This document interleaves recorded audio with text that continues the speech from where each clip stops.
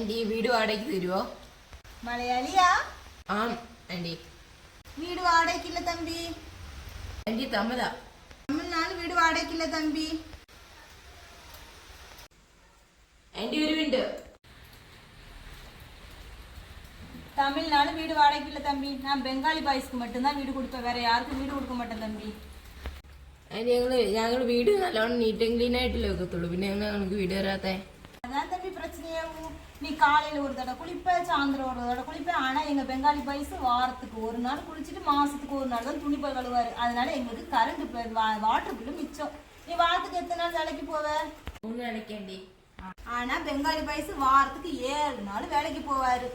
ஆனா நீ 3 நாள் வேலைக்கு போயிட்டு பின்ன பாக்கி இருக்கிற நாளெல்லாம் ஆண்டி ஃபேன் சரியில்லை, அது சரியில்லை, இது சரியில்லைன்னு சொல்லி ஏன் உயிரை வாங்குவேன். ஆமா, எத்தனை வண்டி தம்பி கையில வச்சிருக்கீங்க? 2 வண்டி ஆண்டி. ஏன் வண்டி நிப்பாட்டதுக்கே இடம் இல்லை. இதுல உங்க 2 வண்டி வேற. அக்கம் பக்கத்துக்காரங்களாம் சொல்லுவாங்க உங்க வண்டியை எடுத்து மாத்துங்க அங்கங்கன்னு சொல்லி ஏன் உயிரை வாங்குவாங்க. ஆமா, ஃப்ரெண்ட்ஸ் வருவாங்களா உங்களுக்கு? ஃப்ரெண்ட்ஸ் இல்லாம யாரும் இருக்காங்களா ஆண்டி? இன்னைக்கு உன் ஃப்ரெண்ட்ஸ் வருவான், நாளைக்கு உன் ஃப்ரெண்ட்ஸோட ஃப்ரெண்ட்ஸ் வருவான், உன் ஃபேமிலி வருவான், எல்லாரும் வந்துட்டு வீடை இல்லாம ஆக்குவீங்க. ஆனா பெங்காலி பாய்ஸுக்கு அந்த பிரச்சனையே இல்லை.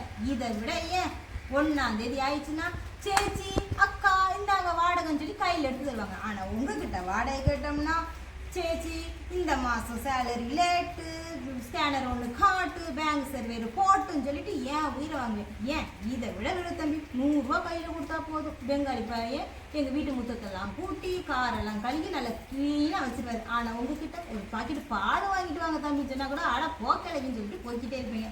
உங்களுக்கெல்லாம் வீடு வாங்கி தர முடியாது. பேசாமல் போயிருங்க தம்பி.